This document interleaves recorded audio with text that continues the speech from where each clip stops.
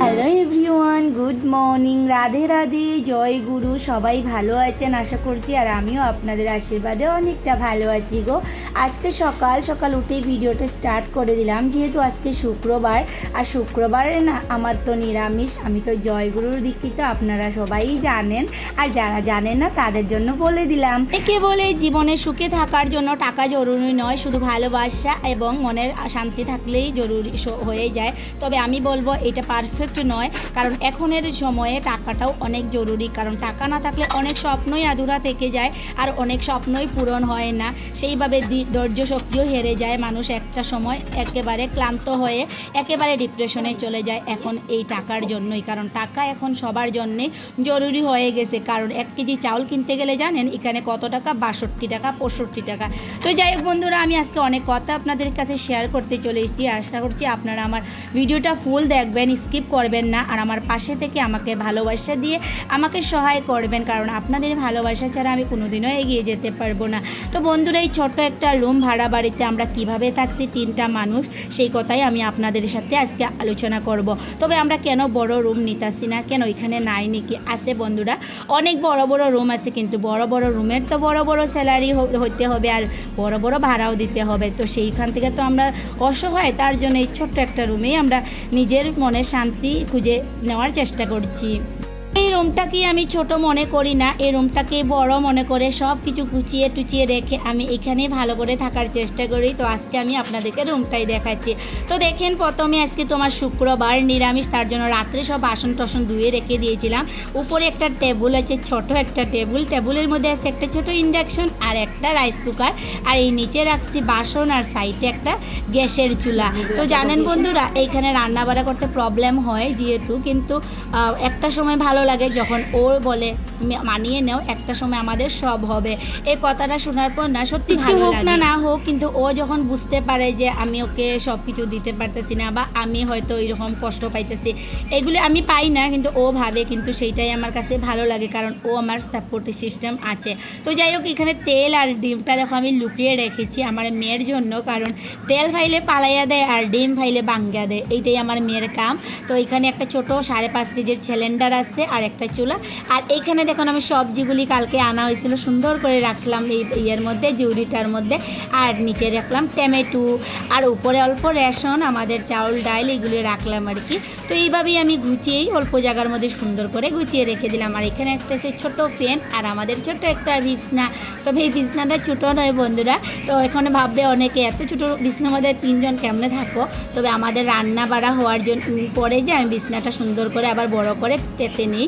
এখন এই যে রান্না বাড়া করবো তার জন্য একটু বাইস করে রাখলাম। এই যে অল্প জায়গা দেখতে পাচ্ছেন, এই অল্প জায়গাতেই আমি এখন বসে সবজি কাটবো আর বসে বসে রান্না করবো।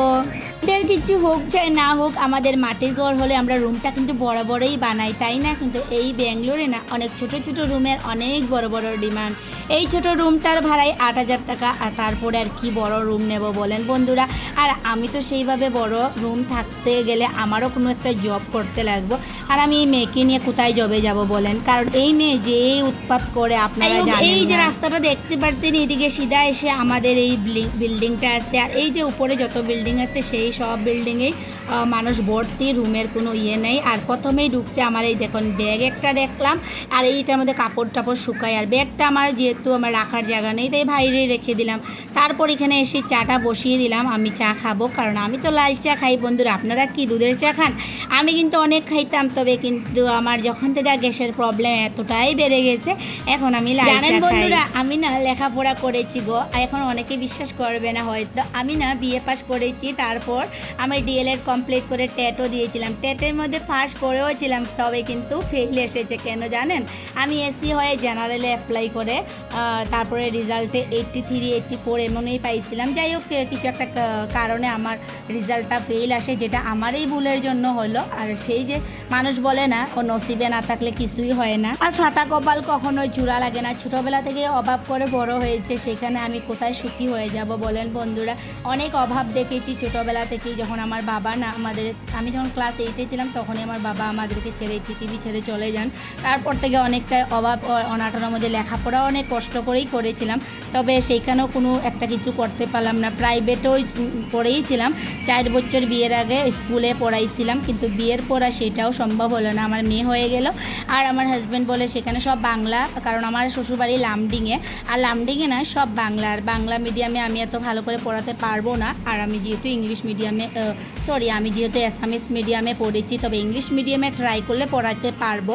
আর বাংলা তো স্কুলগুলি সব সরকারি স্কুল থাকে, সেখানে তো আর আমাকে দেবে না, টেট কমপ্লিট করে টেট পাস করতে হবে। যাই হোক বন্ধুরা, অনেক কথা আমি আপনাদের কাছে শেয়ার করে দিলাম। এখানে দেখেন আমি আর আমার মেয়ে চা কিনলাম, আমি মুড়ি আর বিস্কুট দিয়ে আজকে চাটা খাইলাম। তারপরে এখানে ভাবলাম না সবজিটি কাটতে রাঁধতে বসিয়ে যাই, কিন্তু সবজি যে কী কাটবো কী রাঁধবো সেটাই ভাবছিলাম। আর যে উপরে কিন্তু আমি ভাতটা বসিয়ে দিয়েছি গো, আর ভাতটা বারবার দেখতাছি হয়ে গেল কি না। তারপরে কি দিকে উপরে ভাত বসিয়ে দিলাম, আর এই যে পানিলাউটা ভালো করে সব দিকে ট্রাই করি, যেদিকে জব আসে সব দিকে ট্রাই করার চেষ্টা করি। তবে মেয়ে হওয়ার পর আর আমি সেভাবে কোনো জবের অ্যাপ্লাই করি নেই, একটা করেছিলাম সেখানেও অসফল। আর কি করব বলে, হয়তো আমার জন্য কোনো চাকরি নেই। তারপর আমি এখানে অনেক দিন ধরে আমি ইউটিউবে কাজ করছি, আমার আরও 2টা চ্যানেল ছিল, যেই চ্যানেলটা আমার ডিলিট হয়ে যায়, আরেকটা চ্যানেল সেভাবে ভিউজ আসে না। আমি ছোট একটা নতুন চ্যানেল বানাইলাম, বিশ্বাস করেন আমার অনেক ইচ্ছা যে আমি আপনাদের ভালোবাসা পাবো। যখন সাবস্ক্রাইব দেখি, একটা সাবস্ক্রাইবার আমার একটা বন্ধু আপনারা আসেন, আমার অনেক খুশি লাগে, বিশ্বাস করেন। যখনই দেখে আনসাবস্ক্রাইব করে দিয়েছেন তখন মনটা শুধু ভেঙে যায়, অনেক কান্না পেয়ে যায়, কিন্তু কি করব, সেইটাই আমার কপাল, আমাকে সবাই ভালোবাসতে পারে না গো। যাই হোক, ভাতটা হয়ে গেছে, আর মারটা গালিয়ে আমি রেখে দিলাম। আর তারপর আমি ভাবলাম মুগ ডালটা বানাবো, তবে মুগ ডালটা না গ্যাসে ভাজা করলে ভালো হয় ভেবে আমি গ্যাসটার মধ্যে এই কড়াইটার মধ্যে ডালটা ভেজে নিলাম। আর ডালটা দিকে বাজতেছি আর আমার মেয়েকেও পড়াচ্ছি, আর আমার মেয়ে বলছে মা আমার লেখাটা দেখো। আর আমি গ্যাসটা কিন্তু কমিয়েছিলাম, তবে কিন্তু কমে নাই, আমার খেয়াল নেই। তারপর দেখি আমার ডালটা পোড়া জ্বলে গেছে, যার কারণে ডালটা খাইতে একদমই ভালো লাগলো না, কারণ ডালটা জ্বলে গেছিলো আর সিদ্ধ হচ্ছিলোই না। তবে আমি আপনাদেরকে বলবো, ডালটা তো আমার সিদ্ধ হচ্ছিল না। তারপর আমার দিদি বললো একটু চিনি দিয়ে দেয়, তারপর যখন আমি একটু চিনি দিয়েছিলাম তখন আমার ডালটা সুন্দর গলে গেছিলো। তো আপনাদেরকেও বলবো, যদি কোনো দিন ডাল সিদ্ধ না হয় তবে চিনি দিয়ে দিবেন, ঠিক আছে। যাই হোক, আমি ডালটা বসিয়ে সুন্দর করে কিনা জল দিই আমরা রান্না করতে, তো উপরে আমি ডালটা বসিয়ে দিয়েছিলাম কারেন্টের চুলাতে, কিন্তু কি হলো, কারেন্ট চলে গেল। ওইদিকে আমি মিষ্টি কুমড়টাও দেখতেছিলাম, দেখি ভাবতে মিষ্টি কুমড়টা তো পচেই গেছে। তারপর আর কি, এটা অল্প কেটে দিয়ে দিলাম, তিতা করেলা ভাজি বানাবো, তিতা করেলা ভাজি। আর যে বানানো হয়েই গেছে আমার, বাকি আমার দিদি ফোন করেছিল, কথা কইতে লাগিয়ে গেছে, আর ভিডিওটা করা হয়নি।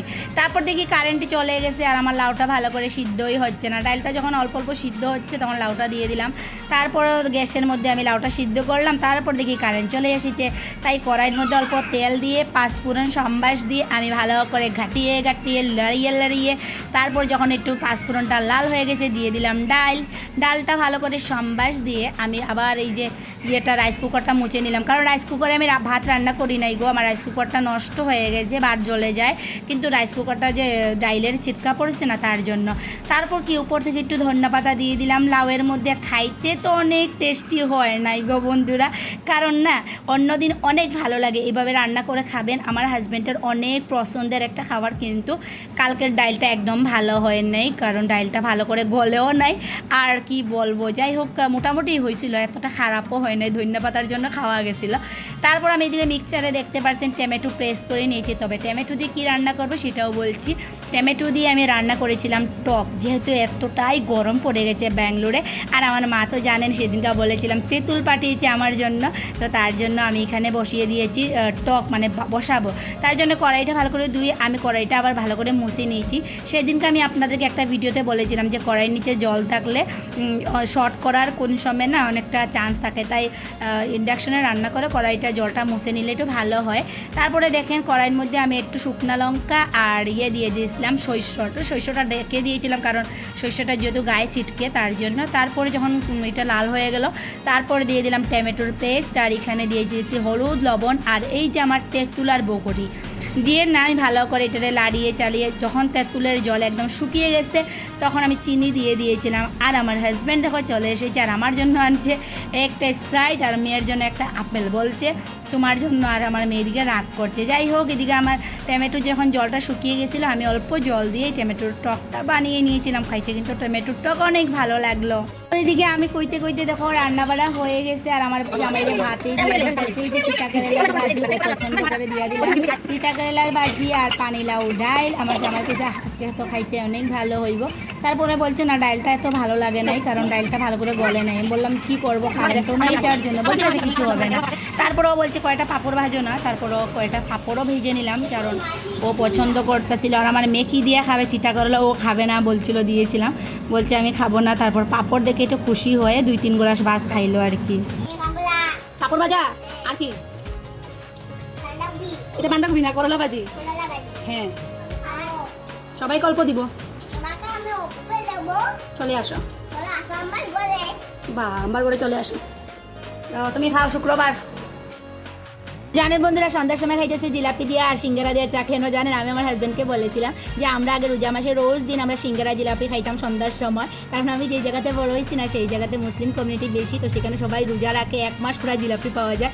সেই কথা সেই কাজ আমার হাজব্যান্ড শুনে মনে রেখে দিয়েছিল, আর সেদিন ডিউটি বন্ধ করেই কালকে আমাদের জন্য শুক্রবার ছিল, তো তার জন্য জিলাপি নিয়ে চলে আসলো। আর আমরা খেয়ে দিয়ে বলছে চলো একটু ঘুরে আসি। আমি ভাবলাম না আমি যাবো না, বলছে চলো রাস্তায় যাবো, নিচে যাবো। তারপরে যেন আমাকে নিয়ে মার্কেটে চলে আসলো, এই যে পরের মতন আমি মার্কেটে চলে আসলাম। যাই হোক বন্ধুরা, সব কিছুতে আমার হাজব্যান্ড চায় আমাকে খুশি রাখতে, তবে জানি না কতটুকু ও আমাকে রাখতেছে আর আমি কতটুকু রাখতে পারতেছি। তবে সবার জীবনে ঝামেলা জাটি ঝগড়া গাইজা সব কিছু হয়, আমাদের মধ্যে হয় না তেমন নয়, হয়, তবে সব কিছু মানিয়ে গুছিয়ে থাকার চেষ্টা করি। তো বন্ধুরা, আমি না আমার মায়ের জন্য অনেক কিছু করতে চাই, কারণ আমি না বাবার জন্য অনেক কিছু করতে আজ ইচ্ছা ছিল, কিন্তু সেই রকম পারিনি, কারণ তার আগে আমার বাবা চলে গেছেন। আমার হাজব্যান্ড বলে আমি করি, আমি দেবো মাকে কিছু একটা, আমি বলি না তোমার কাছ থেকে নয়, আমি চাই আমি নিজের পায়ে দাঁড়িয়ে আমার মায়ের জন্য কিছু করতে। আমি মায়ের জন্য কিছু না করতে পারি, তবে পরে কিছু করতে পারলেও, টাকা ইনকাম করতে পারলেও আমার মনে সেই শান্তি বা ভালোবাসা কিছুই আমি পাবো না। তবে আশীর্বাদ করবেন যাতে আমার মা থাকতে থাকতে আমি মার জন্য অনেক কিছু করতে পারি, আর তার সাথে সাথে আমার এই যে কাছে থাকা যেই লোকজন আছে তাদের জন্য আমি যাতে কিছু করতে পারি, নিজের পায়ে দাঁড়াতে পারি। আমাকে আশীর্বাদ করবেন। আজকের ভিডিও এতটুকুই, ভালো থাকেন, সুস্থ থাকেন, জয় গুরু, রাধে রাধে, আবার দেখা হবে।